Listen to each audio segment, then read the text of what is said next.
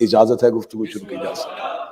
آج کی یہ الوداعی مجلس ہے اور گفتگو کا نتیجہ ہے اللہ کے قرآن سے آپ کے سامنے آیہ کریمہ تلاوت کی تھی پہلی ہی مجلس میں، اور روزانہ اسی کے ذیل میں بات ہوتی رہی کہ خدا کہہ رہا ہے کہ اصحاب الجنہ اور ہیں، اصحاب النار اور ہیں، اور اصحاب الجنہ جو ہیں وہی فائزون ہیں، وہی کامیاب ہیں۔ خدا نے قرآن میں کہا تھا اصحاب الجنہ ہم الفائزون، کامیاب وہی ہوں گے جو اصحاب جنت کے ہیں۔ یہ عجب اللہ کا لہجہ ہے، یہ عجب خدا کا گفتگو کا طریقہ کار ہے کہ یقیناً جو جنت میں چلے گئے تو وہ کامیاب ہی ہوں گے، لیکن خدا اس سے پہلے کہہ رہا ہے کہ اصحاب النار اور اصحاب الجنہ یہ دو طرح کے طبقے ہیں۔ کچھ ایسے ہیں جو نار میں رہ رہے ہیں، کچھ ایسے ہیں جو جنت میں رہ رہے ہیں۔ تو پھر اس کا مطلب ہے کہ ہمیں تصور تبدیل کرنا پڑے گا، جنت صرف مرنے کے بعد نہیں ملتی، کچھ زندگی میں بھی جنت میں رہ رہے ہیں۔ اور خدا کہہ رہا صحاب الجنہ جو ہیں، جو جنت میں رہ رہے ہیں وہی فائزون، یہ جو جنت کے صحاب ہیں یہی فائزون۔ خدا نے فائزون کا لفظ استعمال کیا، اور اللہ اور اس کے رسول کا لہجہ بڑا ملتا ہے، بلکہ دونوں کا لہجہ ایک ہی ہے۔ خدا نے کہا تھا اصحاب الجنت ہم الفائزون، یہ جو جنت میں رہنے والے ہیں نا یہی کامیاب ہے۔ اہل سنت کی سیاہ میں سے بھی حدیث دکھانے کے لیے تیار ہوں۔ رسالت مآب نے مدینے میں بیٹھ کے کہا تھا یا علی انت و شیعتک ہم الفائزون، اے علی تو اور تیرے شیعہ یہی کامیاب۔ لفظ فائزون اللہ نے استعمال کیا، اور وہی لفظ رسول نے علی کے شیعہ کے لیے استعمال۔ آمادہ آج کی گفتگو کل جہاں حسین علیہ السلام نے ایک بار کربلا عملی طور پہ دکھا دی، اور یہ واقعہ کربلا جو ہے اس کی جیت ہے کہ مورخ چاہے کسی مذہب کا تھا، کسی مکتب کا تھا، کسی مسلک کا تھا، یہ دنیا میں یہ ریسرچ ہوئی ہے کہ سب سے زیادہ دنیا میں جس پہ بولا گیا ہے وہ حسین ہے، جس پہ سب سے زیادہ گفتگو کی گئی ہے وہ حسین، کیونکہ حسین اس بادشاہ کو کہتے ہیں کہ جس کے اس دنیا میں سب سے زیادہ گھر ہے۔ کیا بات ہے، زمین پہ یہ اللہ کے گھر ہیں یا حسین کے گھر؟ اللہ کے گھر کو مسجد کہتے ہیں، حسین کے گھر کو امام بارگاہ کہتے ہیں۔ خدا کے گھر ہیں لیکن شرط ہے وہ ہر کسی کو نہیں آنے دیتا۔ کیا بات، خدا ہر کسی کو نہیں آنے دیتا۔ آپ مکہ چلے جائیں تو مکہ کی حدود کے باہر بورڈ لگا ہوا ہے کافروں کا داخلہ منع ہے۔ آپ کو ایسا کوئی بورڈ کربلا میں نظر نہیں آئے گا۔ اب آپ یہ نہ سمجھیے گا کہ اللہ نے پابندی لگا لی اور حسین نے اجازت دے دی، کیونکہ نماز کے لیے پہلے وضو کرنا پڑتا ہے۔ حسین توحید کے وضو کا نام ہے، حسین اللہ کے وضو کا نام ہے۔ جیسے کوئی بندہ مسجد میں بغیر وضو کے نہیں آ سکتا، اللہ تک کوئی بغیر حسین کے پہنچ ہی نہیں سکتا۔ پوری کائنات میں سب سے زیادہ ملکیت کے لحاظ سے بڑا مالک زمین کا حسین ہے۔ علی کاظم بھائی، سب سے زیادہ لفظ حسین لکھا جاتا ہے، سب سے زیادہ لفظ حسین بولا جاتا ہے، سب سے زیادہ لفظ حسین کی تکرار ہوتی ہے۔ دشمن نے بھی جب قلم اٹھایا اور مورخ نے بھی لکھا تو اس نے بدر کو جنگ لکھا،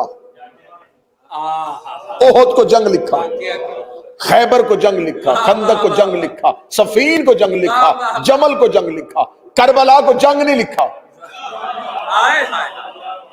کربلا کو واقعہ کربلا لکھا۔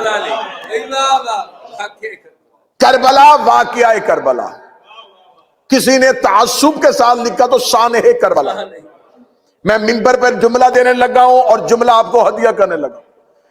یہ کربلا کے ساتھ لفظ واقعہ بھی غلط ہے، سانحہ بھی غلط ہے۔ واقعہ اسے کہتے ہیں جو وقوع پذیر ہو جائے اور پہلے نہ ہو، سانحہ اسے کہتے ہیں جو حادثہ ہو جائے اور پہلے کسی کو خبر نہ ہو۔ جملے کی داد لوں گا میں قدردانوں سے، نہ یہ واقعہ کربلا ہے نہ یہ سانحہ کربلا ہے، یہ معاہدہ ہے کربلا ہے۔ کیا بات ہے!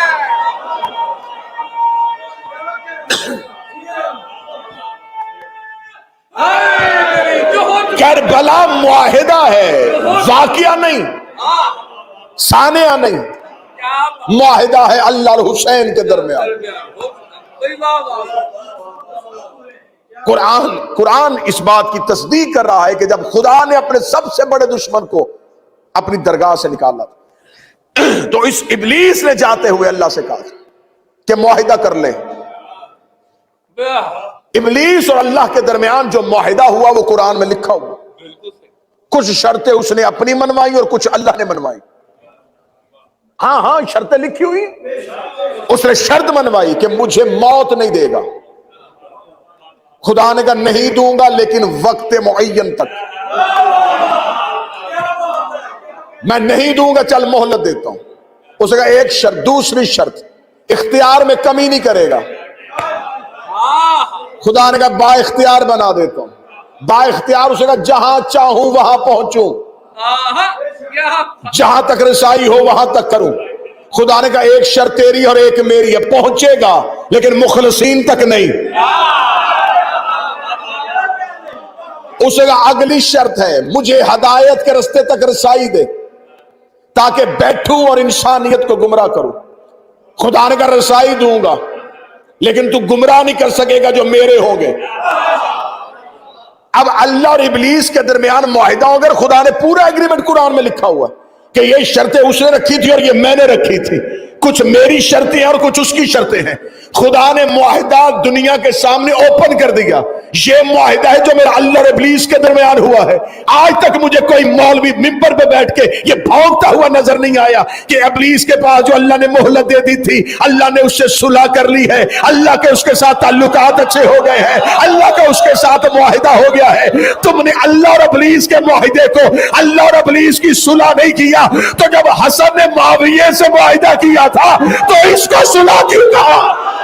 اور میں پھر کہہ رہا ہوں ممبر سے، آپ خطیب ہیں، شاید یہ زاویہ ممبر سے پہلی بار استعمال ہو اور اس نوکر کے حصے میں آئے کہ یہ جو امام حسن شہنشاہ اور فقیر شام کے درمیان معاہدہ ہوا تھا، یہ صلح کا معاہدہ نہیں تھا۔ اگر اس معاہدے کو صلح کہو گے تو جو اللہ اور ابلیس کے درمیان ہوا،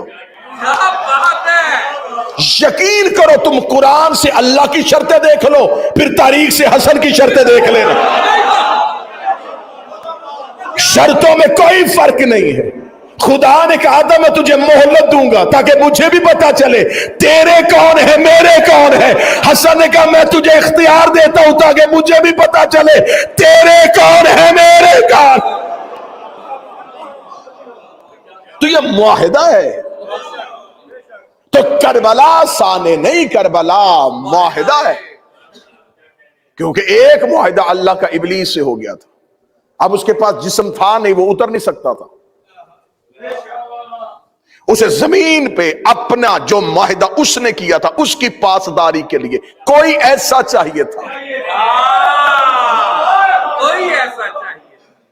جو آخر تک اس کے معاہدے کی پاسداری کرے۔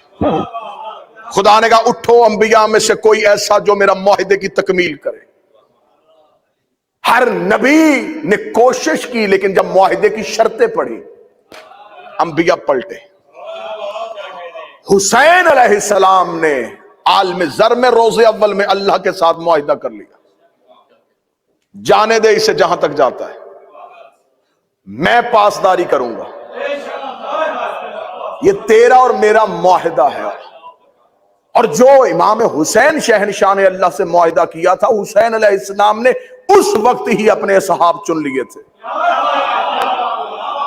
شب عاشور میرے مولا حضرت ابوالفضل عباس نے جو میں نے چوتھی مجلس میں کہا تھا، میرے مولا حضرت عباس نے کہا تم عالم زر کے چنے ہوئے لوگ ہو،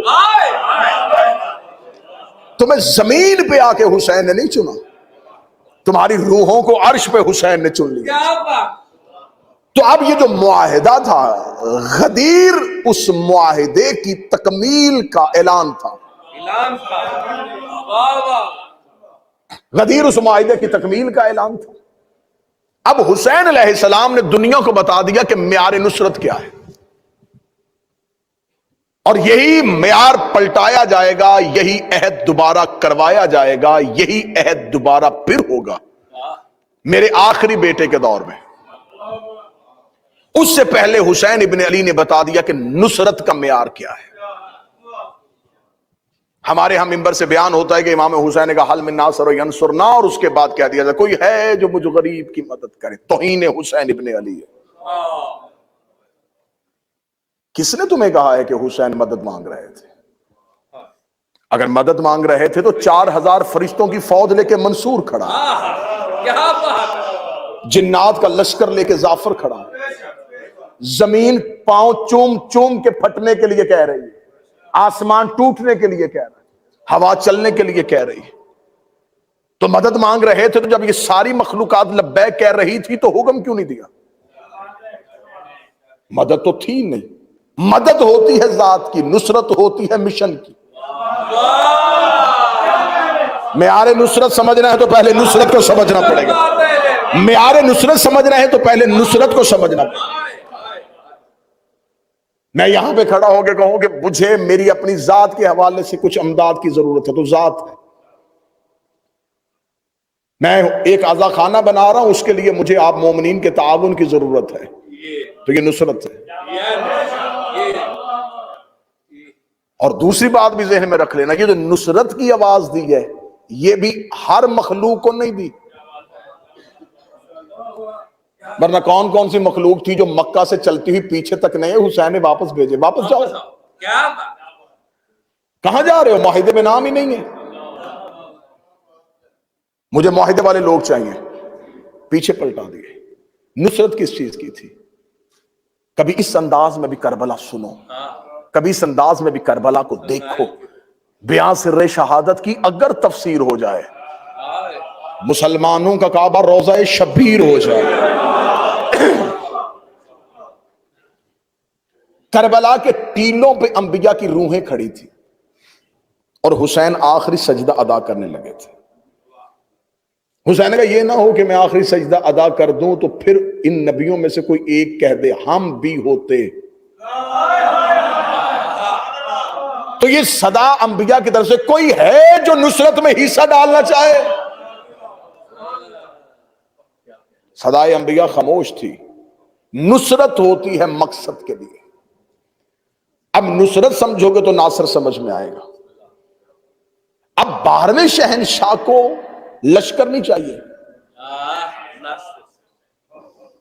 لڑنے والے نہیں چاہیے، ناصرین چاہیے۔ بڑا بڑا غلط طریقے سے کانسیپٹ پھیلایا جا رہا ہے، قوم تک پہنچایا جا رہا ہے۔ پہلے ایک دور ہوتا تھا عقیدہ مہدی ہوتا تھا، اب مہدویت ہو گیا ہے۔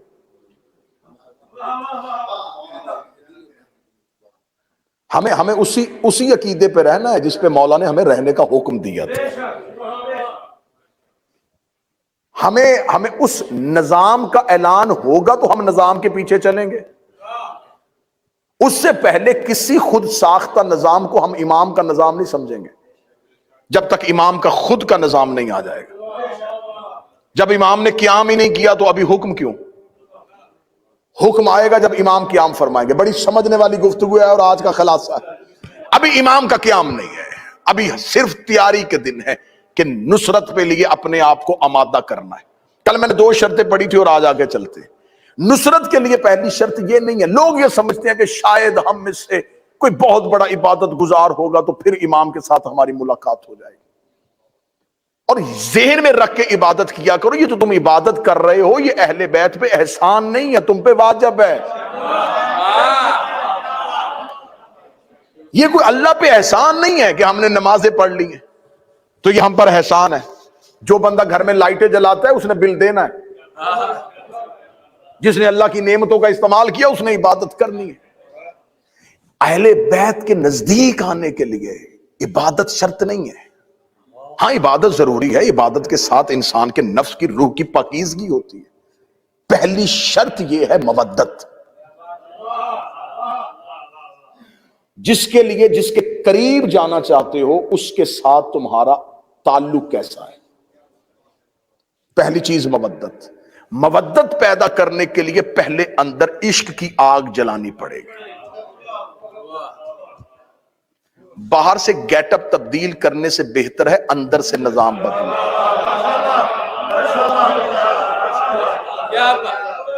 اندر آگ لگے گی تو باہر خود ہی آ جائے گی. آئے آیا.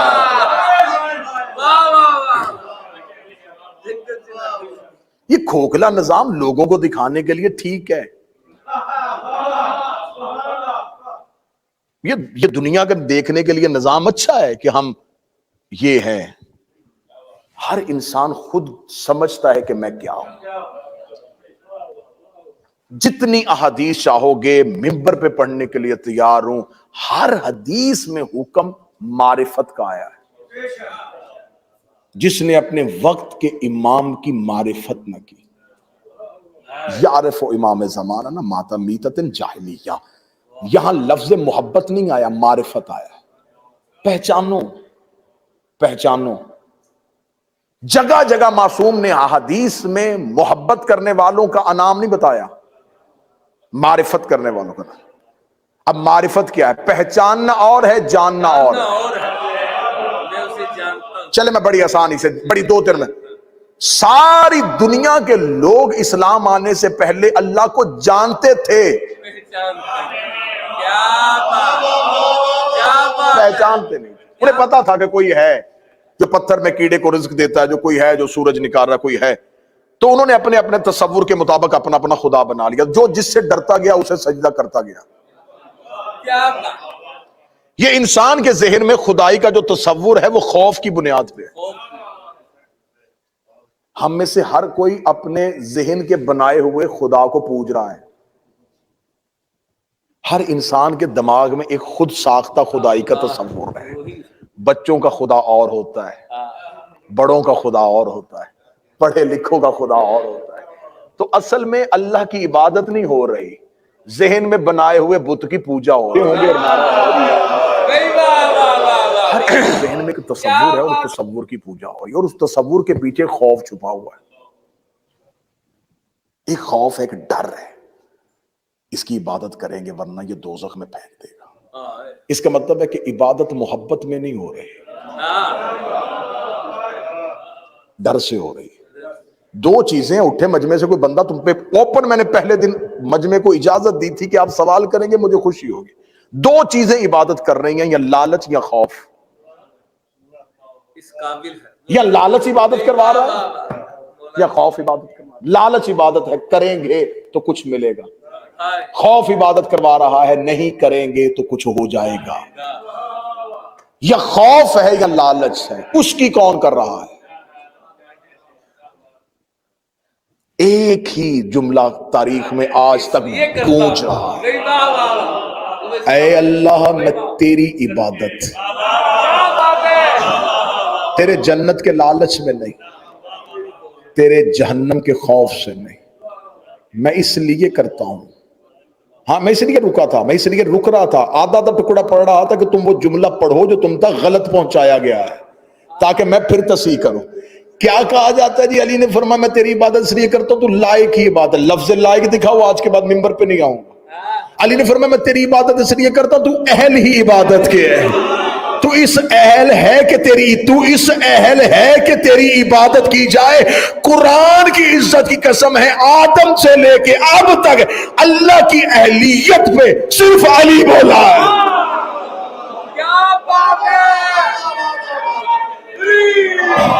صرف علی ہے جس نے اللہ کی اہلیت پہ بات کی. پہلے دن بچے کو اسکول چھوڑنے کے لیے جاؤ تو اس ٹیچر دے کے کہے گا اب یہ اس اہل نہیں ہے کہ اس کلاس میں بیٹھے، کیونکہ اس کے قابلیت جانچنے کا ہنر آتا ہے. ممبر پہ آپ ہر ایک کو نہیں بٹھائیں گے، آپ کو پتا ہے کسے بٹھانا، یہ کس کے اہل ہے. تو اہلیت پہ ہمیشہ وہ بات کرتا ہے جس کو قابلیت جانچنے کا ہنر ہو. امیر المومنین نے اللہ کی اہلیت پہ بات کی. کیا تو یہاں عبادت ہے کس کی ہو رہی ہے؟ یہاں لالچ کی ہو رہی ہے یا خوف کی ہو رہی ہے؟ محبت کی تو ہو نہیں رہی، سجدہ محبت تو ہو نہیں رہا.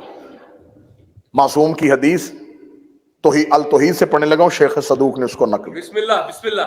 میرے چھٹے شہنشاہ فرماتے ہیں اللہم صلی علی محمد، صلی علی محمد. تم میں سے ہر کوئی اسم کی عبادت کر رہا ہے. مولا فرماتے جو اسم کی عبادت کرتا ہے وہ شرک کرتا ہے، جو صرف معنی کی عبادت کرتا ہے وہ کفر کرتا ہے. جو معنی کی وجہ سے اسم کو جھکتا ہے وہ عبادت کرتا ہے. پھر حدیث سن لینا، پھر سننا. چھٹے شہنشاہ فرما رہے ہیں، مولا فرمان جس نے اسم کی عبادت کی اس نے شرک کیا، جس نے اسم چھوڑ کے صرف معنی کی عبادت کی اس نے کفر کیا، جس نے معنی کے ساتھ اسم کی عبادت کی اس نے عبادت کی. اب اس کی وضاحت سننا.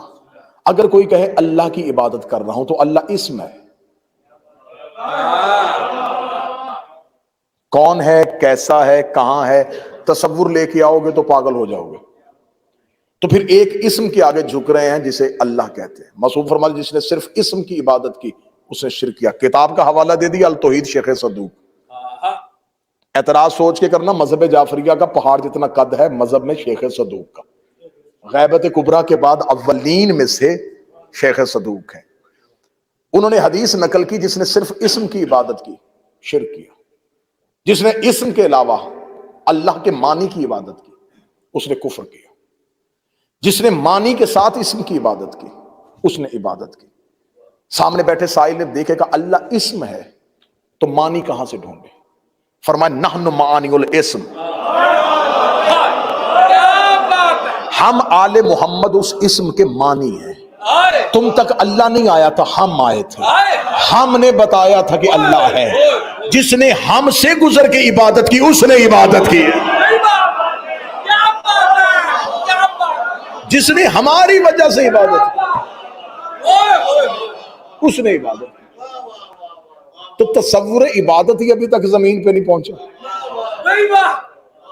ہم ہماری وجہ سے اس کی عبادت کرو. ہم تمہیں بتا رہے ہیں کہ اس کو سجدہ کرتے ہیں تو کرو.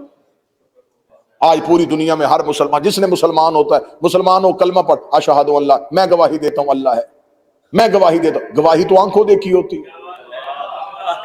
جب تو نے دیکھا نہیں گواہی کیسے دی؟ کہتے اس لیے گواہی دی کہ باپ نے کہا تھا پہلے دن ہی کان میں کہ یہ گواہی دے.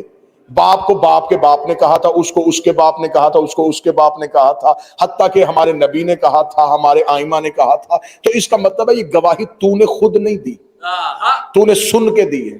اس نے اس سے سنی، اس نے اس سے سنی، اس نے اس سے سنی، اس نے اپنے امام سے سنی، امام نے نبی سے سنی. ممبر پہ ہاتھ رکھ کے برملا اعلان کر کے کہہ رہا ہوں تم نے سن کے دی ہے، انہوں نے دیکھ کے دی ہے. ان کی گواہی، یہ ان کی گواہی ہی گواہی تھی. اس کے بعد جتنی گواہیاں ہیں وہ کاپی پیسٹ ہے، وہ کاپی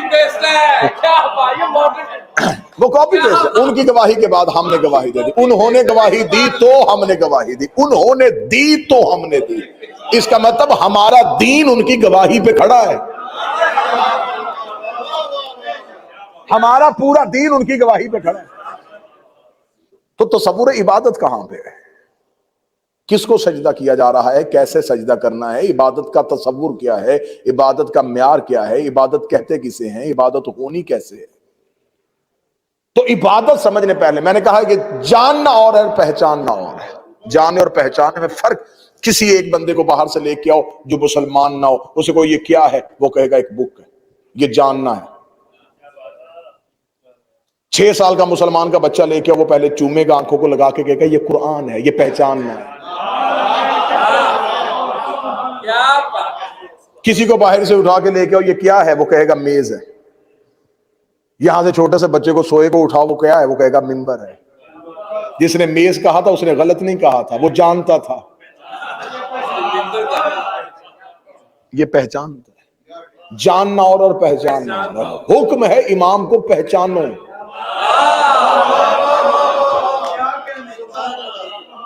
سارے مکے کے لوگ جانتے تھے کہ محمد صادق ہے.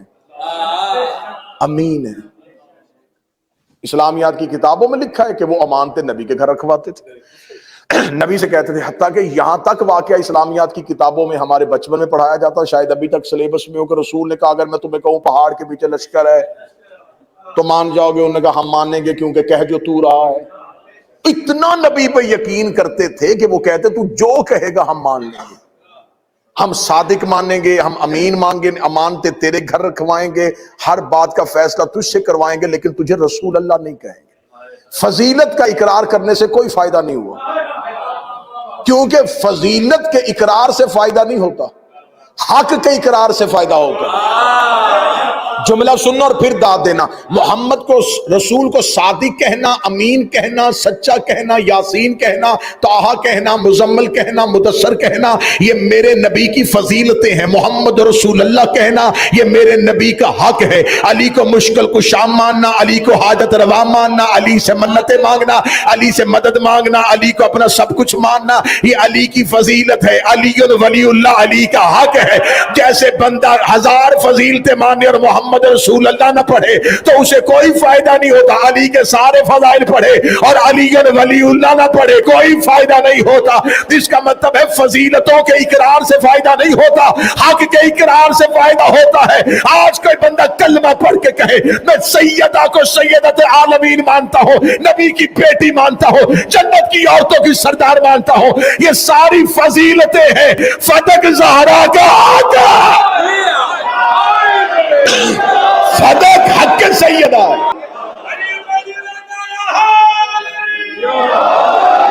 یہی وجہ ہے کہ سیدہ نے دربار میں اپنی فضیلت کی آیتیں نہیں پڑھی تھی، اپنے حق کی آیتیں پڑھی۔ کیا بات! بی بی دربار میں کہہ سکتی تھی انما یرید اللہ میرے لیے آئی ہے، آیا مباہلہ میں گئی تھی، انا تو اینا کل کوثر خدا نے مجھے کہا ہے۔ بی بی نے دربار میں کھڑے ہو کے ایک آیت بھی فضیلت کی نہیں پڑھی، ساری آیتیں اپنے حق کی پڑھی۔ فضیلتوں کو جانا جاتا ہے، حق کو پہچانا جاتا ہے۔ اب ہم نے دیکھنا ہے کہ اہل بیت کا حق کیا ہے۔ میں نے چوتھی یا پانچویں مجلس میں کہا تھا کہ زیارت حضرت عباس میں جملہ ہے مفاتی سے لے کے حضرت عباس کے ذری پہ پڑھی ہوئی زیارت کی کتاب تک۔ چھٹے امام کہتے ہیں اللہم ملعن من جہل حق، اللہ لعنت کرے اس پہ جس نے عباس کے حق کو نہیں پہچانا۔ تو شرط پہچاننا ہے۔ سب سے پہلی چیز یہ ہے کہ تم اپنے وقت کے امام کو جان رہے ہو یا پہچان رہے ہو۔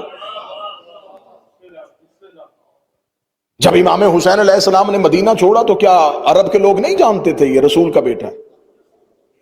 چھوڑو عرب کے لوگوں کو، جو سامنے قاتل کھڑے تھے وہ نہیں جانتے تھے یہ ابن رسول اللہ ہے، قرآن کی آیتیں ان کے گھروں میں آئی ہیں، یہی منزل وحی ہیں اور یہی سب کچھ ہے۔ وہ جانتے تھے، جو حسین کے خیمے میں بیٹھے تھے وہ پہچانتے تھے۔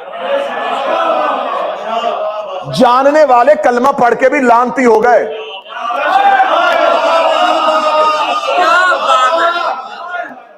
کیوں تبرہ کرتے ہو آج؟ کیوں لعنت کرتے ہو؟ کیوں؟ ان کے کلمے میں شک تھا۔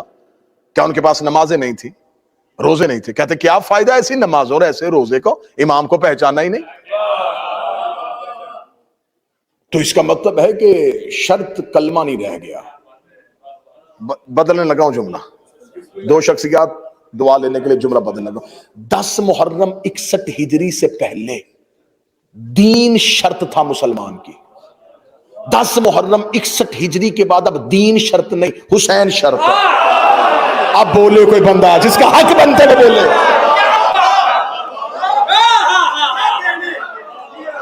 10 محرم 61 ہجری سے پہلے شرط دین تھا۔ اس نے جس نے لا الہ الا اللہ بھی پڑھا، علی نے بھی اس میں تلوار نہیں اٹھائی۔ بدر میں شرط اور تھی، احد میں شرط اور تھی، خیبر میں شرط اور تھی، خندق میں شرط اور تھی۔ جو ہی رسول نے اپنا آخری خطبہ دیا، رسول نے کہا شرط بدلو بھائی۔ مکے میں لا الہ پڑھنے والوں کو معاف کر دیتا تھا، مدینے میں آ کے محمد رسول اللہ شرط ہو گئی۔ سننا سننا سننا، مکے میں لا الہ الا اللہ پڑھتے تھے، میں معاف کر دیتا تھا۔ اب مدینے آ گیا، محمد رسول اللہ شرط ہے۔ اب کوئی صرف اللہ مانے اور مجھے نہ مانے کوئی فائدہ نہیں۔ اب میں دین کی شرط ہوں، جس نے اللہ کو مانا مجھے بھی مانے۔ غدیر میں آ کے رسول نے کہا لو اگلی شرط سنو، اگلی سنو، اب علی اور ولی اللہ شرط ہے، لا الہ الا اللہ محمد رسول اللہ پڑھو، اگر علی کو نہ مانا تو کچھ نہیں مانا، علی دین کی شرط ہو گیا۔ اس کا مطلب ہے کہ علی غدیر میں شرط بنا، محمد مدینے میں شرط بنا، ادھر دین کربلا میں پہنچا، حسین کا اب کوئی شرط نہیں، اب صرف حسین شرط۔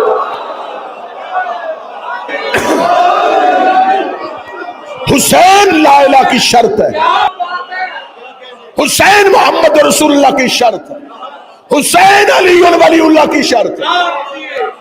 اللہ جانتا تھا مکے میں لوگ لا الہ الا اللہ کہیں گے، لیکن عبداللہ کا بیٹا سمجھ کے اس کا کلمہ نہیں پڑھیں گے، اس نے محمد رسول اللہ شرط رکھ دی۔ اللہ جانتا تھا یہ محمد کو مان لیں گے لیکن علی سے بغض رکھتے ہیں، اس نے علی ولی اللہ شرط رکھی گا، مجھے ایک چہرہ بگڑتا نظر نہ آخری مجلس میں۔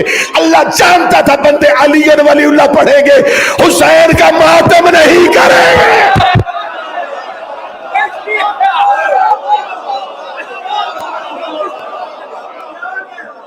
اس نے حسین شرط رکھ دی، حسین شرط ہے۔ اب کوئی کھڑا ہو کے کہے نا عزاداری ہمیں کیا دیتی ہے،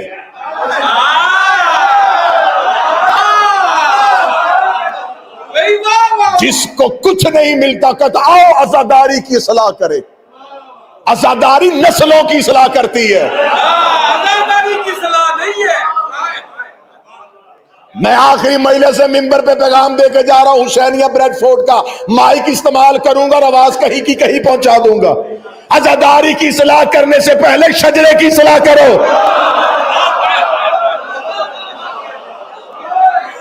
ریکارڈ درست کرواؤ، کہیں نہ کہیں کوئی کڑی ٹوٹی ہوئی ملے گی۔ جو اٹھتا ہے عزاداری کو اصلاح کی ضرورت ہے، عزاداری کو اصلاح کی ضرورت ہے، عزاداری کو تجھے اصلاح کی ضرورت۔ کون سی عبادت ہوتی ہے جو قمیض اتار کے ہوتی ہے؟ حج نہیں دیکھا؟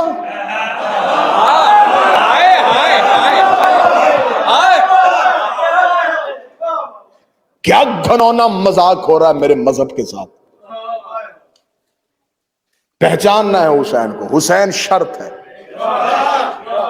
نہیں تو 8ویں امام کا نیشا پور کا خطبہ پڑھنا۔ فرما لا الہ الا اللہ حسنی فمن دخل حسنی امن عذابی، لا الہ کلا ہے۔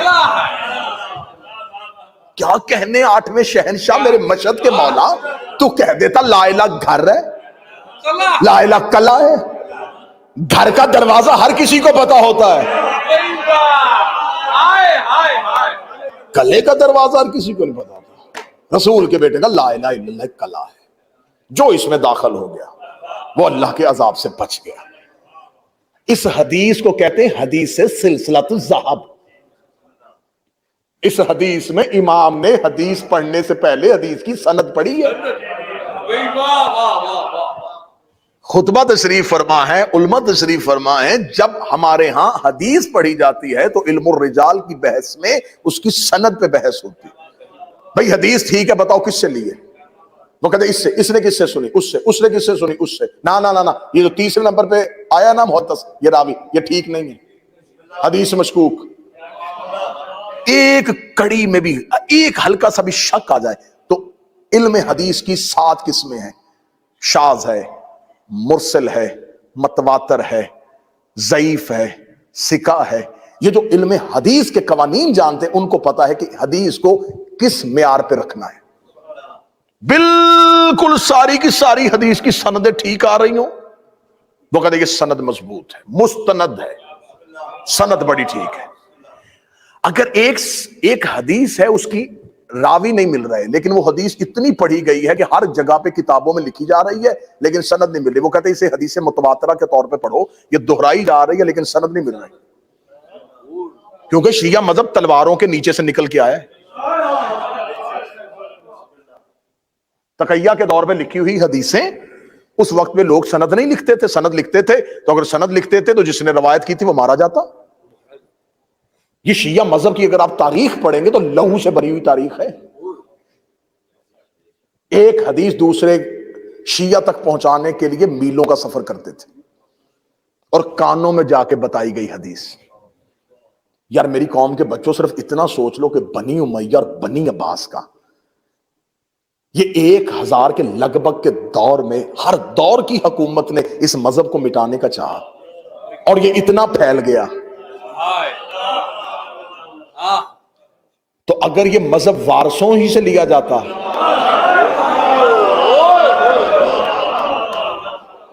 پھر میں ایک جملہ کہا کرتا ہوں اپنی تقریروں میں، وہ جملہ دہرانے لگا ہوں، جس بی بی کے ایک خطبے نے شام بدل دی، اگر اس سے قرآن کی تفسیر لے لی جاتی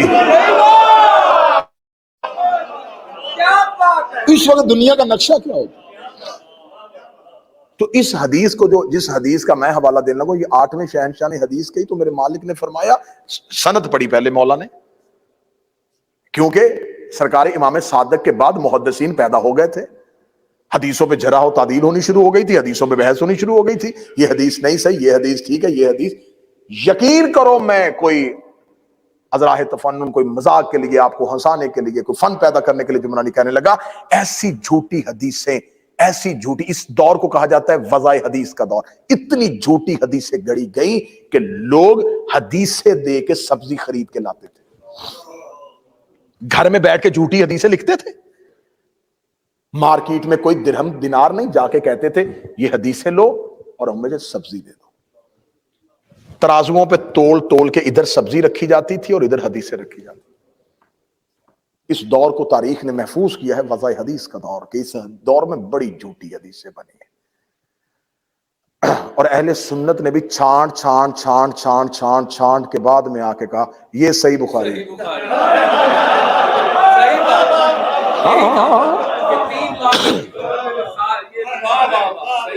لاکھوں میں سے انہوں نے 6500 نکالی. 6500 نکالی لاکھوں میں. یہ صحیح ہے.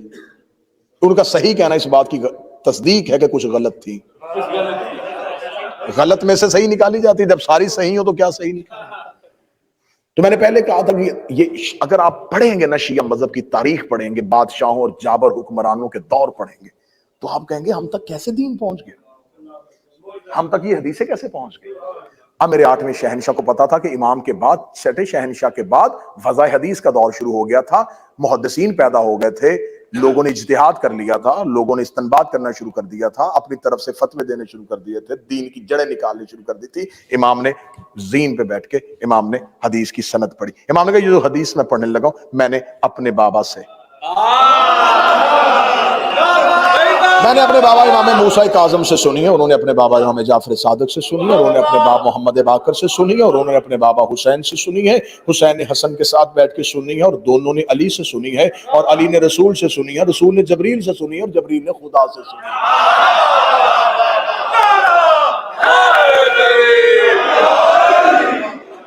اب یہاں پر مورخین نے لکھا اس حدیث کو سلسلۃ الذہب کہا جاتا ہے. سلسلۃ الذہب کیا؟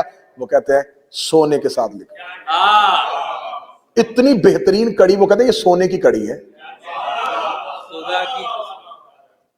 ایرانی علماء کہتے ہیں کہ حدیث سلسلۃ الذہب پہ کسی پیالے پہ، مٹی کے پیالے پہ لکھ کے اس میں پانی ڈال کے گونگے کو پلاؤ، اسے زبان میں بیمار کو پلاؤ، شفا مل جائے گی. اسے گھر میں رکھو، برکت ہوگی. حدیث سلسلۃ الذہب. اس حدیث میں امام نے فرمایا لا الہ الا اللہ ایک کلا ہے، اس میں داخل ہونے کی شرط ہے، اور ان میں سے ایک شرط میں ہوں. ہم شرط ہیں دین کی، لا الہ میں داخل ہونے کی ہم شرط ہیں. ایک چھوٹی سی بات ثابت کرنے کے مجھے کتنا گھومنا پڑا، اس لیے معصوم نے فرمایا تھا مانی کے ساتھ اللہ کی بات کرو، ہمیں چھوڑ کے سجدہ کرو گے کچھ بھی نہیں کیا. ہم شرط ہیں، ہم شرط ہیں، ہم شرط ہیں، ہم شرط ہیں. جس بندے نے 8 دن کی محنت کا اجر دینا ہو، میری آنکھوں میں آنکھیں ڈالا، سر اٹھانا، چہرے پہ مودت علی کی مسکراہٹ لے کے آنا. اب اس بات پہ بحث نہیں کرنی آج کے بعد، علی واجب ہے، اوجب ہے، مستحب ہے، اشکال ہے، مبطل ہے، یہ شریعت کے لفظ ہے. علی دین کی شرط ہے، علی دین کی شرط، جیسے وضو نماز کی شرط ہے، جیسے نیت نماز کی شرط. شرائط نماز نہیں ہے تو پھر نماز نہیں، شرائط دین نہیں ہے تو پھر دین نہیں۔ 10 محرم 61 ہجری کے بعد بدل گیا اصول، اب حسین دین ہے، اب حسین شرط ہے، اب حسین دروازہ ہے علی ولی اللہ کا، حسین دروازہ ہے محمد رسول اللہ کا، حسین دروازہ ہے لا الہ الا اللہ کا، شرط ہو گئی حسین۔ 72 نے شرط کو تسلیم کیا۔ معیار نصرت سمجھنا ہے، آج 2 ڈھائی 3 4 گھنٹے گزر جائیں، چھٹی ہے، کسی نے جانا تو نہیں نا جی، اور دن کا ٹائم ہے، کوئی نہیں ہے، سب اور بڑی اچھی جگہ پہ پارکنگ کر کے آئے ہوئے ہیں، کوئی نہیں ہے نا جی، کوئی خطرہ نہیں، یہ شرط ہے۔ اب شرط یہ ہے کہ جسے شرط مانو اس کی معرفت کرو۔ دوسری حاضری ہے آپ کی، ایک دن پہلے ہے تو ایک دن اب ہے، یہ شرط ہے۔ اب ہم ہیں اپنے آخری وقت کے امام کی رعیت۔ لو سب سے پہلا قانون سنو کہ اگر امام کی نصرت پہ آمادہ ہو ہی چکے ہو تو پہلے امام کو شرط مانو، شرط مانو، ہر کام سے پہلے شرط کو رکھو۔ نماز پڑھنی ہے، امام شرط ہے، روزہ رکھنا امام شرط ہے، زکوٰۃ دینی ہے امام شرط ہے، خمس نکالنا ہے امام شرط ہے،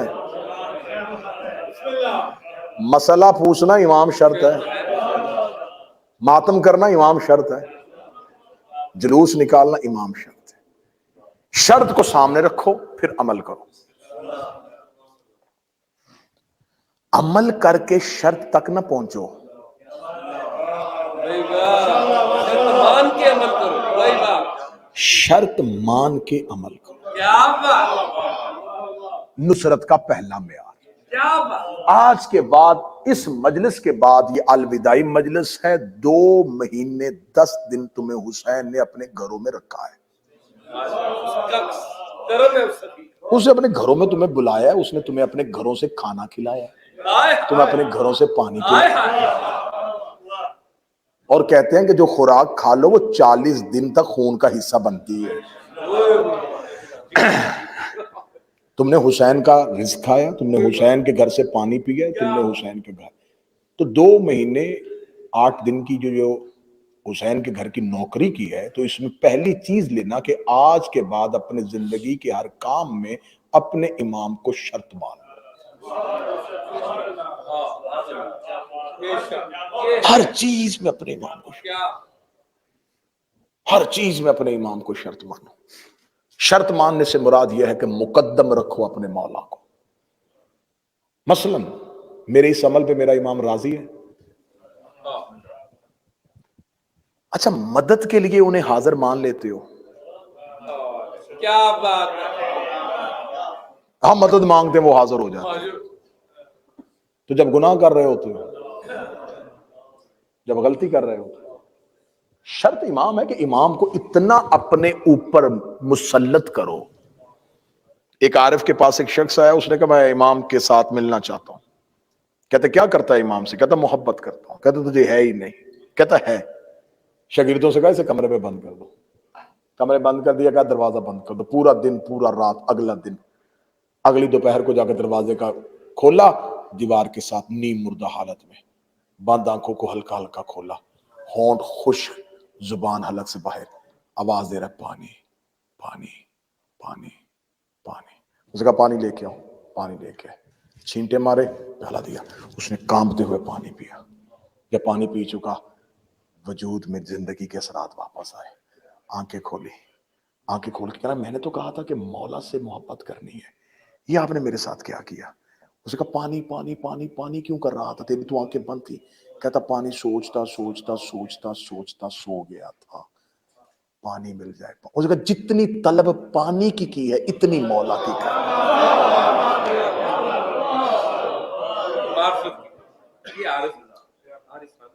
کیا بات، کبھی اپنے مولا سے بھی اتنی مانگ، اس کی بھی اتنی طلب کی ہے، جب بھی مشکل میں کہا یا علی مدد کا، یا صاحب الزمان ادرکنی صرف مصیبت کی تسبیح کا نام نہیں، سانسوں کی تسبیح کا نام ہے۔ ہائے ہائے ہائے، کیا تھا؟ اپنے وقت کے آقا و مولا کو اپنی شرط بناؤ، نصرت۔ بات قبول ہو رہی ہے جی؟ چلیں آگے۔ دوسری چیز، اگر نصرت کے لیے آمادہ ہو چکے ہو تو پہلے جیسے ایک انسان جو ہے، آپ کو ایک ڈاکو آتا اور وہ آپ کو کہتا ہینڈز اپ، نکالو جو کچھ ہے، ہر قیمتی، کیوں وہ قیمتی چیز نکالنے آتا ہے؟ آپ قیمتی چیز نکال دیتے ہیں، وہ آپ کا وجود آپ کو خالی کرتا ہے جو اسے چاہیے ہوتا ہے۔ اس کا کام ہوتا ہے آپ سے چرانا، امام کا کام ہوتا ہے آپ کو دینا۔ تو اپنا آپ اپنے وقت کے امام کے سامنے خالی کرو، ہر چیز اپنے نکال کے اپنے مولا کے آگے فدیہ کر دو اور مولا کو پیش کر دو۔ جان، عزت، مال، اولاد، سب وقف امام کے لیے، زبانی دعویٰ نہیں، ہائے، عملی صورت میں ثبوت۔ اپنے امام کے سامنے اپنی تمام چیزوں کو فدیہ کر دو، اپنے آقا و مولا کے سامنے حاضر ہو جاؤ۔ پھر اپنے وقت کے امام کی نصرت کے لیے ایسے آمادہ ہو جاؤ کہ ہر لمحے آواز کا تلاش کرو، کسی بھی لمحے آواز کان میں آئے گی کہ میں آ گیا ہوں۔ عرب کا ایک شخص گھوڑے پہ بیٹھ کے نقاب پہن کے چوک میں آ کے کھڑا ہو جاتا تھا، لوگ پوچھتے تھے کیوں کھڑا ہوتا ہے روزانہ آ کے؟ کہتا امام آ گیا تو سواری ڈھونڈوں گا تو امام کے پاس جاؤں گا، اس لیے گھر سے تیار ہو کے آ جاتا۔ لوگوں نے سمجھا پاگل ہو گیا، مخبوط الحواس ہو گیا۔ ایک دن نوجوانوں نے آ کے مذاق اڑایا، تو یہاں کھڑا ہے، پہاڑی کے پیچھے امام آ گئے۔ کتابیں کہتی گیا اور واپس نہیں آیا۔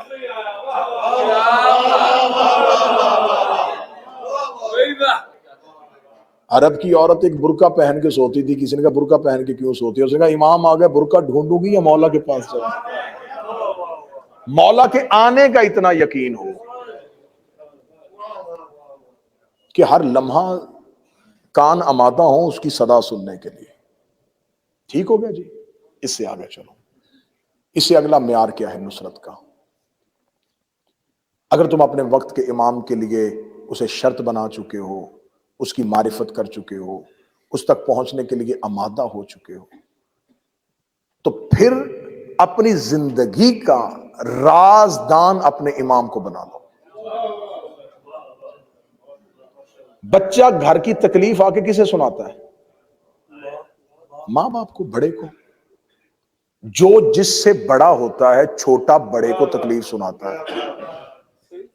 امام کو بڑا مان لو۔ کیا بات ہے! اس آج کے دن کے بعد اس ایک چیز پہ عمل کر کے مجھے 10 12 14 15 دن بعد فون کر کے بتا دینا کہ اس عمل کے بعد ہماری زندگی سہل ہو گئی ہے۔ اپنی ہر تکلیف اپنے مولا کو سنانی شروع کر دو، لوگوں کے سامنے ہاتھ پھیلانا بند کر دو، رشتہ داروں کو تکلیفیں سنانی چھوڑ دو، مذاق کرتے ہیں، ہم درد تم سے سن لیتے ہیں، کوئی ہمدردی نہیں کرتے، کوئی تمہاری تکلیف۔ اپنے دل کی زبان اپنے امام کے سامنے کھولو، وہ آمادہ ہے سننے کے لیے، تم سنانے کے لیے آمادہ نہیں۔ آخری شرط سنو اور میں سلام کروں۔ کسی ماں باپ کا بیٹا گھر شام کو نہ آئے، سو جاتے ہیں، بہن کا بھائی نہ آئے، بچوں کا باپ نہ آئے، کتنے سال ہو گئے تمہارے امام کو غیبت میں گئے؟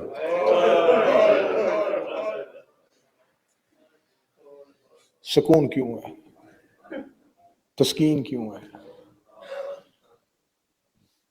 جب ہم اپنے گھروں میں خوشیاں منا رہے ہوتے ہیں تو کیا وہ آقا و مولا جو ہے وہ بھی اسی جگہ پہ اپنے گھر کی خوشیاں منا رہا ہوگا؟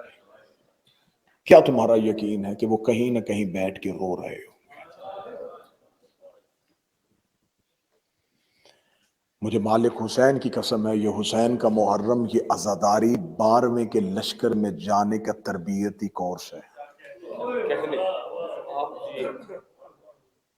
یہ عزاداری رسم نہیں ہے، یہ نظام ہے امام کا۔ آ جاتے ہو سب سے پہلا کام تمہیں عزاداری کیا دکھاتی ہے؟ جو کام مسجد میں نماز کی صف نہیں کرتی وہ حسین کی عزاداری کرتی ہے. یہاں بغیر فرق کے بٹھا دیا جاتا ہے. میں نے جملہ کہا تھا، میں غلط کہوں تو مجھے ٹوکنا. میں نے مسجد کی صفوں میں یہ تفریق دیکھی ہے. آگے کھڑا ہے اور پیچھے کوئی امیر بندہ آ گیا تو پیچھے سے کوئی آواز دے کہا تھا بھائی آگے سے بچے کو پیچھے بھیجو، آپ آگے جائیں. ایسا ہے یا نہیں؟ اسے بلاؤ، اسے بلاؤ، اسے بلاؤ. صفیں باندھی جاتی ہیں. پیچھے کوئی اہل علم آ گیا، آپ آگے آئے. بزرگ آ گیا، آپ آگے آئے. بیٹا پیچھے چلے جاؤ، انہیں آگے آنے دو. بیٹا تم ادھر چلے جاؤ، انہیں پیچھے کھڑے ہونے دو. حسین کی مجلس میں نہیں ہے. غریب سب سے آگے بیٹھ جائے گا، امیر سب سے پیچھے. یہاں زمین پہ بٹھایا جاتا ہے تاکہ انسانی غرور کا خاتمہ ہو، انسان کا تکبر مٹ جائے. علی فرماتے کہ زمین پہ بیٹھنے والا اس سوچ کے ساتھ بیٹھے کہ وہ گرتا نہیں ہے. کیا ہمیشہ انسان اونچائی سے گرتا ہے. بات، بھائی واہ. جتنی دیر بیٹھے ہو تمہیں گھر کا کوئی خوف نہیں، کوئی خیال نہیں، کوئی کچھ نہیں. یہ حسین کے 12ویں آقا کی نصرت کا تربیتی کورس ہے کہ جب امام کے گھر میں آ جاؤ تو پھر اپنے گھر کی فکر نہ کرو. آخری بات کہنے لگا ہوں، اسی بات کو پورا خلاصہ سمجھنا. اگر 2 مہینے 8 دن حسین کے گھر رہے ہو تو اب اپنے گھروں کو واپس جا رہے ہو تو حسین کو اپنے گھر لے کے جانا، حسین کو اپنے گھر لے کے جانا. گھروں کی تربیت آ کے امام بارگاہوں میں نہ دکھایا کرو، امام بارگاہوں کی تربیت جا کے گھروں میں دکھایا کرو. گھروں کی تربیت دے کے امام بارگاہوں میں آؤ. حسین کے گھر کی تربیت اپنے گھروں میں لے کے جاؤ. یہ اگر عزاداری نہ ہوتی، یہ میری قوم کے بچے جو ہیں ان کا شعور ہی مر جاتا. جس حسین نے تمہیں اپنے گھروں میں بٹھایا تھا وہ جلوس کے ساتھ کیوں نکالتا ہے؟ تاکہ زمانے کو بتاؤ کہ حسینی کیسے ہوتا ہے. یہ جلوس نہیں ہے، یہ 12ویں کے لشکر کی تیاری ہے. اپنے وقت کے امام کے سامنے اپنی حاجات رکھنی شروع کر دو، اپنی تکلیفیں بتانی شروع کر دو، اپنے مولا کو اپنا رازدان سمجھ لو. میں نے جملہ آخری کہا تھا، جس ماں باپ کا بچہ گھر نہ آئے ہیں وہ نہیں سوتے. کتنے سال ہو گئے. غیبت کبریٰ میں گیا ہوا ہے میرا آقا. کس وجہ سے گیا تھا؟ خوشی سے گیا ہے؟ زمانے کے دردوں سے گیا ہے؟ لوگوں کی بے وفائی کے ڈر سے گیا ہے؟ مولا امیر المومنین 25 سال اپنے گھر کا دروازہ بند نہ کرتے اگر مخلصین ہوتے. کس دور کے امام کو ماننے والوں نے وہ قدر دی ہے؟ سب سے زیادہ تعداد کریم کربلا کو ملی ہے 72. یہ 72 مخلص علی کو مل جاتے قیام کر دیتے، مولا حسن کو مل جاتے قیام کر دیتے، جنہوں نے کائنات میں سب کچھ بانٹا. کوئی تلوار سے، کوئی زہر سے، کوئی زندانوں میں. 11 حجتیں اللہ نے زمین پہ بھیجی اور خدا نے کہا میں نے چاہا تھا کہ تم میری قدر کرو. فَبِأَيِّ آلَاءِ رَبِّكُمَا تُكَذِّبَانِ. میں بار بار تم پہ انعام کرتا گیا، تم بار بار میری نعمتوں کو جھٹلاتے رہے. اب تم اس قابل ہو ہی نہیں کہ میں اپنا آخری چراغ تمہارے درمیان جلاؤں. وہ توحید کے فانوس کے اندر جلایا ہوا ہے. بڑی جلدی ہے اسے انتقام حسین کی،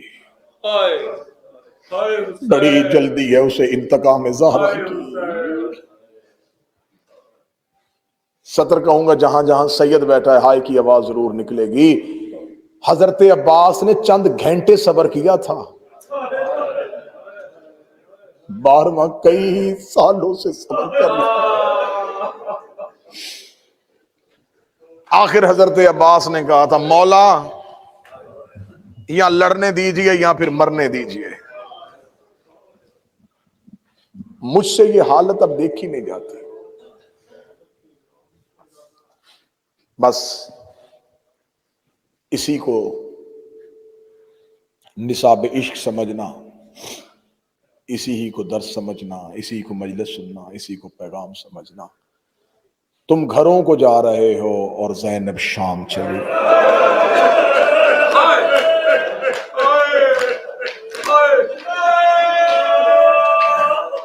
تم گھروں کو جا رہے ہو اور سکینہ شام میں سو گئے.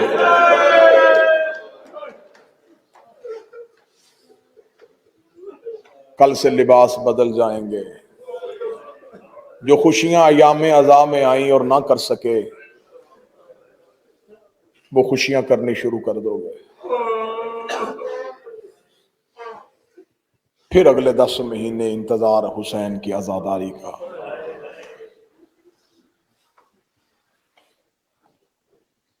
پلٹ کے چلی گئی علی کی بیٹی مدینے. بس روانگی پڑھوں گا، بہت زیادہ پڑ گیا. برآمدگی ہے شہزادیوں کے نوری محملوں کی.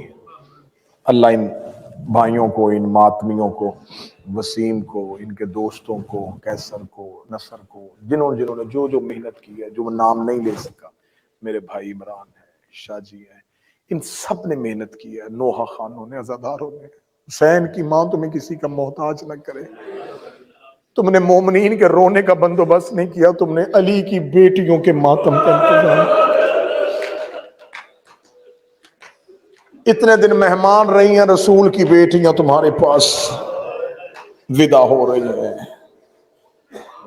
علی کی بیٹی پلٹ کے آ گئی واپس مدینے، اور مدینے آ کے بی بی نے رو کے کہا سجاد یہ مدینہ ہے. اب بڑے حوصلے کے ساتھ سنتے آنا ہے. سجاد یہ مدینہ ہے.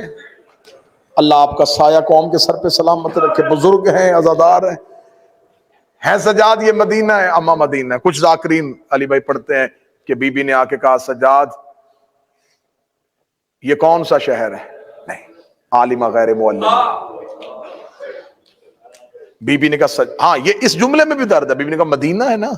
ہاں ماں مدینہ ہے. بی بی رو کہتی پہلی بار باہر سے دیکھا.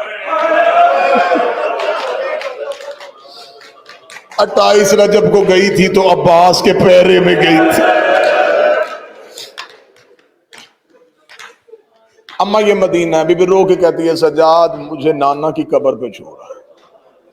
مولا سجاد نے ماں کا ہاتھ پکڑا، قبر مصطفیٰ پہ لے کے آئے. بی بی دیکھتی سجاد آپ واپس جائیں، مجھے اکیلی کو نانا کی قبر پہ رہنے دے.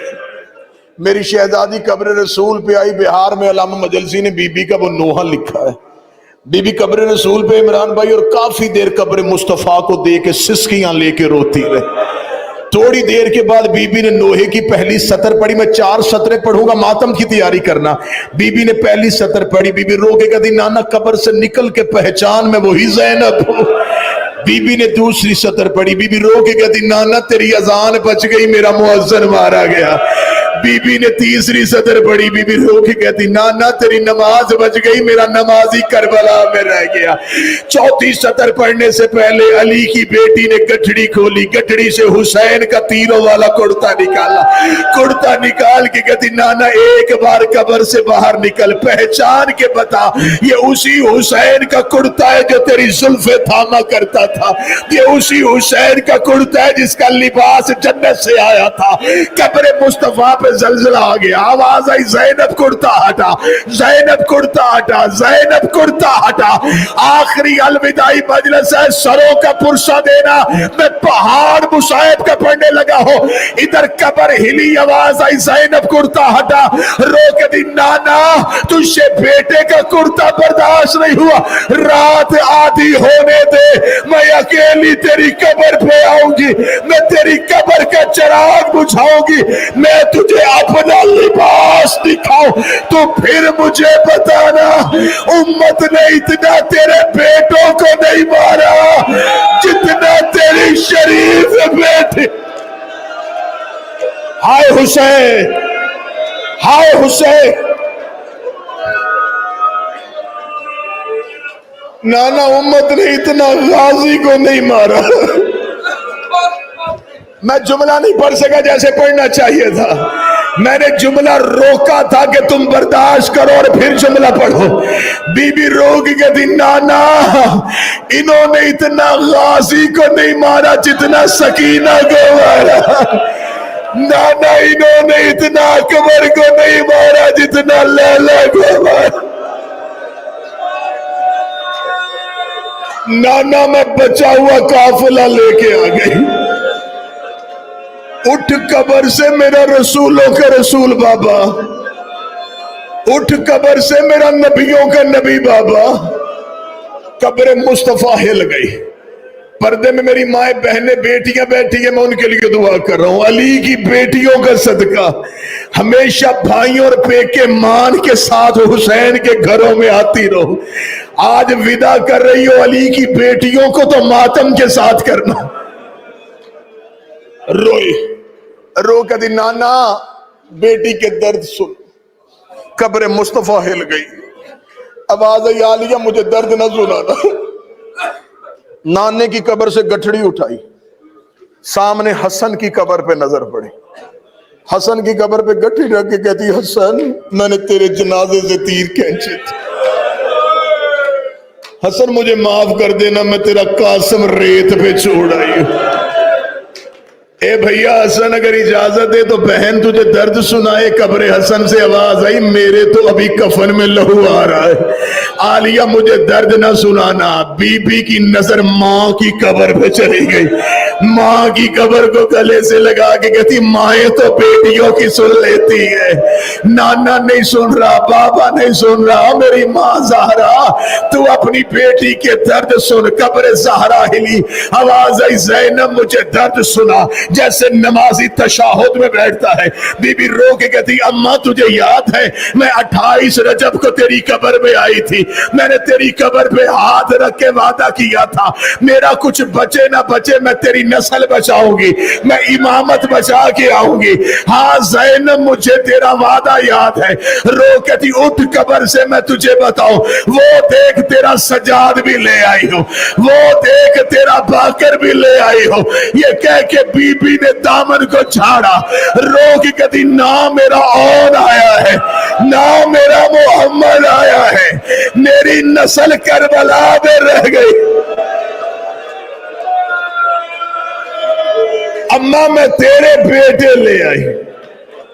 اماں اٹھ اپنے بیٹے سنبھال. قبر زہرا سے آواز آئی زینب تیرا شکریہ, زینب تو نے امامت کو بچا لیا, زینب تو ہی تو امینہ امامت ہے. اگلی سطر بڑی مشکل ہے, سید جگر پہ ہاتھ رکھنا. بی بی رو کے کہتی اماں یہ تو میں نے تیرا بیٹا بچایا ہے, یہ کوئی میں نے آسانی سے بچایا ہے. اماں مجھے بڑی قیمت دینی پڑی ہے. زینب کیسے بچایا تو نے میرا سجاد؟ رو کے دی حسین گھوڑے کی زین سے گرا, 300 قاتل ہاتھوں پہ نیزے لے کے تیرے سجاد کو قتل کرنے کے لیے خیمے میں آیا. میں نے بستر سے سجاد کو پشت پہ اٹھایا. اماں پھر نیزے سجاد کو نہیں لگے, زینب کے پہلو زخمی ہو گئے. اماں میں لے آئی تیرا سجاد, جلتی ہوئی آگ سے میں نے تیرا بیٹا نکالا. اماں میں نے بازار میں سجاد پہ جھک جھک کے میں نے پتھر کھائے, میں نے تیرا سجاد بچایا. اماں میں زندان میں تیرا باکر بچاتی رہی. آواز آئی مرحبا زینب, مرحبا علی کی بیٹی. شہزادی نے کہا بھیجو کسی کو مدینے اور بتاؤ وارث آ گئے. بشیر ابن جزلم, اس نے مدینے کے مرکزی چوک میں آ کے لانا. مدینے والو سید واپس آ گئے, مدینے والو سردار واپس آ گئے. چھوٹے چھوٹے بچے آ کے کہتے ہیں قاسم آیا ہے. جوان بشیر کے گھوڑے کے آگے کھڑے ہو کہتے اکبر آیا ہے. چھوٹی چھوٹی بچیاں بشیر کا دامن پکڑ کے دی سکینہ آئی ہے. ایک مدینے کا شخص دیکھ کہتا نہ اکبر پوچھو, نہ قاسم پوچھو, نہ سکینہ پوچھو, اس سے اتنا پوچھو عباس آیا ہے. اگر عباس آیا ہے تو سارے آئے ہیں, اگر عباس نہیں آیا تو کوئی بھی نہیں آیا. خبر چلی گئی حسین کی بیٹی کو، میری شہزادی اکبر کے حصے کی بہن جناب سغرا، حویلی میں خبر ملی، سغرا وارث واپس آ گئے۔ شہزادی نے تبرکات والا صندوق کھولا، اما زہرا کی چادر تطہیر سے بتن کی، کنیزوں نے بی بی کو جھرمٹ میں لیا۔ بی بی نے کہا اما ام البنین اجازت ہے میں قبر مصطفیٰ سے وارثوں کو لے آؤں؟ بی بی سغرا اپنے گھر سے نکلی، میرا چوتھا امام رستے میں بیٹھا تھا، میرے پانچویں شہنشاہ کی آواز آئی، بابا دیکھ پھپھی آ رہی ہے۔ جناب سجاد نے زخمی گردن کو موڑا، دیکھ کہتے ہیں میرے اللہ تیرا شکر ہے میری ایک بہن کی چادر سلامت ہے، میری بہن برقعے میں آ رہی ہے، میری بہن کنیزوں میں آ رہی ہے۔ آخری 2 منٹ پڑھوں گا، کوئی آنکھ خشک لے کے نہ اٹھنا، الوداعی مجلس ہے، ایام عزا کو الوداع کرنے کے لیے آئے ہو۔ فرمایا میری سغرا واپس آ رہی ہے۔ ادھر سے جناب سغرا مولا سجاد سے چند قدم کے فاصلے پہ پہنچی تھی، ایک ضعیفہ کنیز دیکھ دی، بی بی رک جا، رستے میں کوئی مسافر بیٹھا ہے، مجھے اس مسافر کو اٹھانے دے۔ کنیز قریب آگے مولا سجاد کہتی من انت، کون ہے تو؟ آواز آئی انا غریب الوطن، میں ایک مسافر ہوں۔ دیکھ کہتی مسافر رستہ چھوڑ، ہماری آقا زادی آ رہی ہے۔ سجاد رو کے کہتا میں پردے کا بڑا واقف ہوں، میں اپنے ہاتھوں کا پردہ بناتا ہوں، اسے کہ گزر جا۔ یہ دیکھ کے کہتی تو رستے سے کیوں نہیں اٹھ رہا؟ سجاد کہتے میرے زخم مجھے اٹھنے نہیں دے رہے، میرے پاؤں بڑے زخمی ہیں، میرے ہاتھ بڑے زخمی ہیں۔ یہ دیکھ کے کہتی تو بیٹھا رہے وہ گزر جائے، ایسے نہیں ہوگا۔ فرمایا کیوں نہیں ہو سکتا؟ کنیز یہ کہتی وہ عباس کی بھتیجی ہے، عباس کا نام آنا تھا، سجاد کے تلوے زمین میں لگا، رو کے کہا اب مجھ پہ واجب ہو گیا ہے۔ بی بی سغرا کی آواز آئی کنیز کو بیٹھا رہنے دے، اس کا لہجہ میرے سجاد سے ملتا۔ یہ بولا مجھے سجاد یاد آ گیا، یہ تو ہو بہو سجاد کی طرح بولا۔